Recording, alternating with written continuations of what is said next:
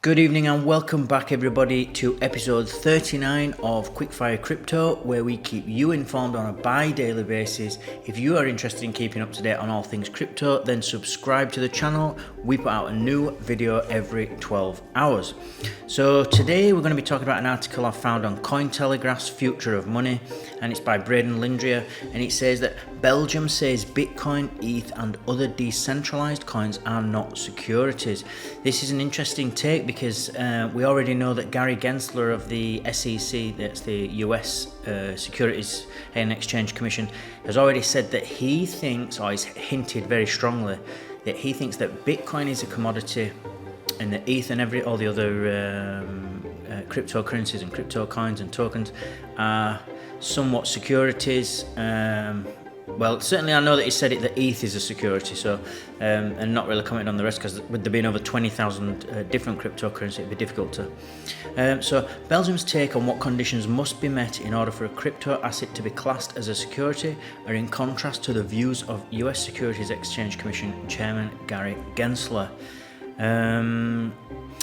Belgium's financial regulatory body has confirmed its position that Bitcoin, Ether and other cryptocurrencies that are issued solely by computer code do not constitute securities. The explanation came from Belgium's Financial Services and Markets Authority (FSMA) in a November the 22nd report, a draft of which was opened for comment in July 2022. The clarification comes following an increase in demands for answers as to how Belgium's existing financial laws and regulations apply to digital assets, according to the FSMA. While not legally binding under Belgium or European Union law, the FSMA stated that under its stepwise plan, cryptocurrencies would be classed as a security if it was issued by an individual or entity. So for those of you that don't know, a security, in America, the definition of a security is, would it pass what's something that's called the Howey test. And the Howey test goes through different attributes of a particular asset. In this case, let's call it a security. So like say for example a stock like Apple stock or Walmart stock.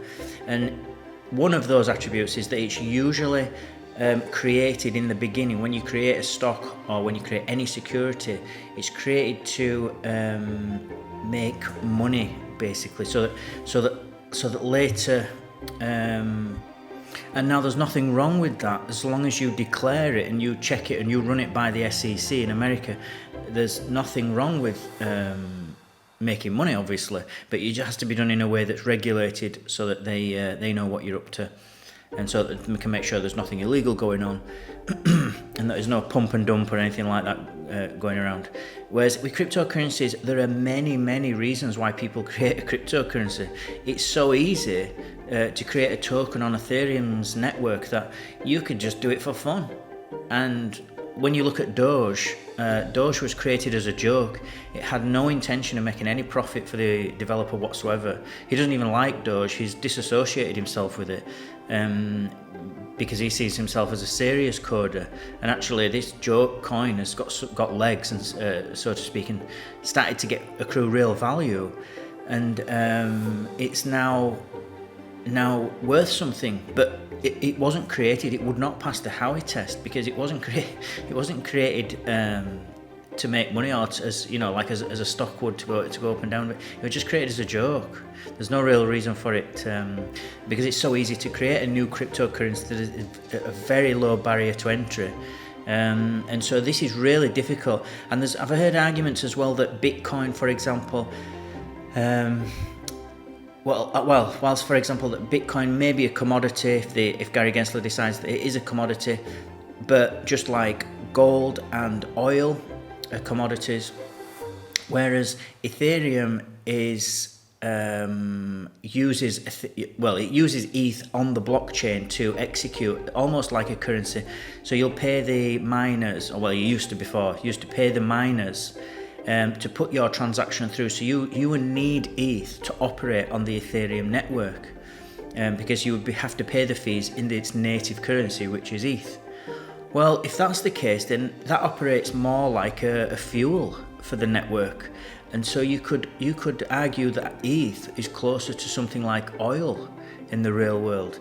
because that's a fuel that powers the transport network of the world. So it's really complicated, and how you get to these, the old rules of what applies to oil and gold. Bitcoin is many would argue is a store of value, just like gold.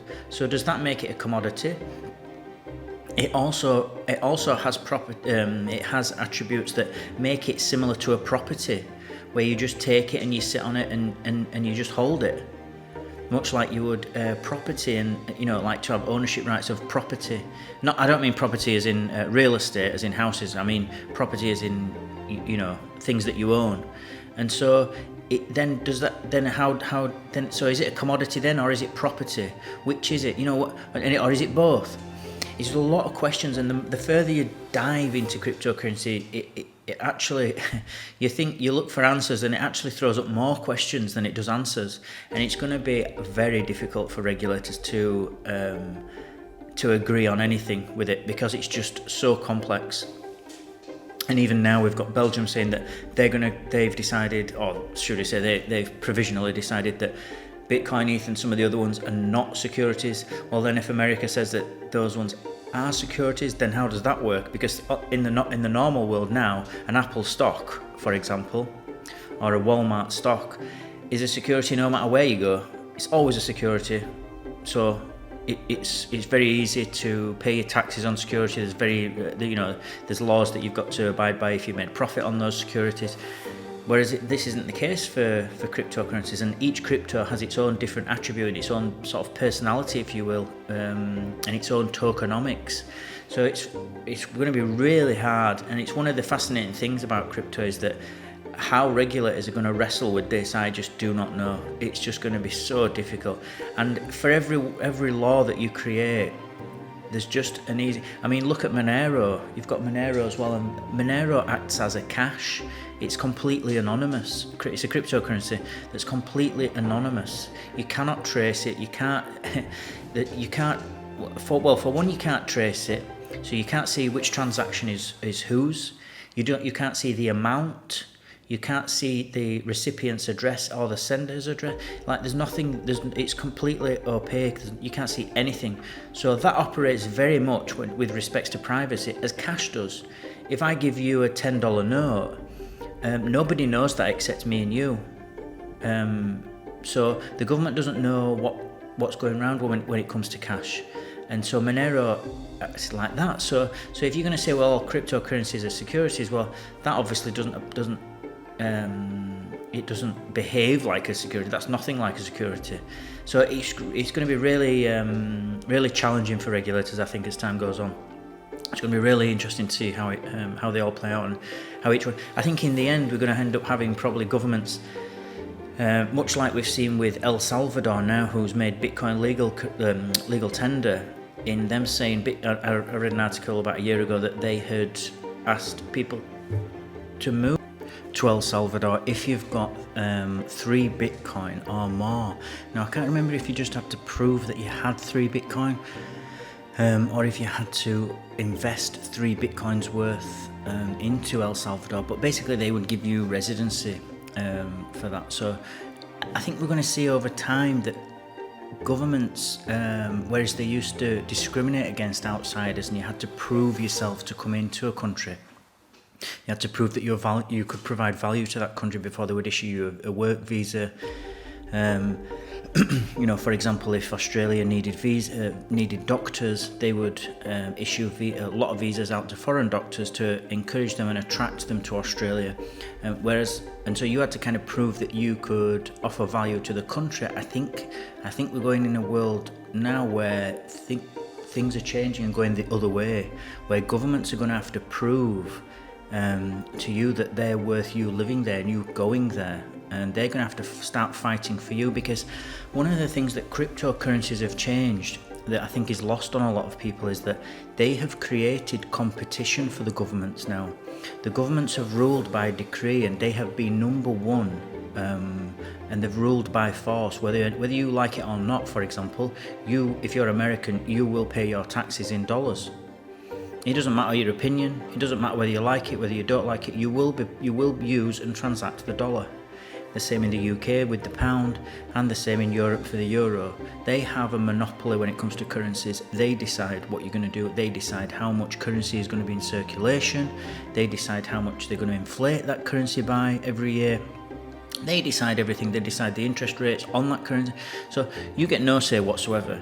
Well, now with Bitcoin, we now have, and the other cryptocurrencies, you've now got the governments I'm talking about now have real competition.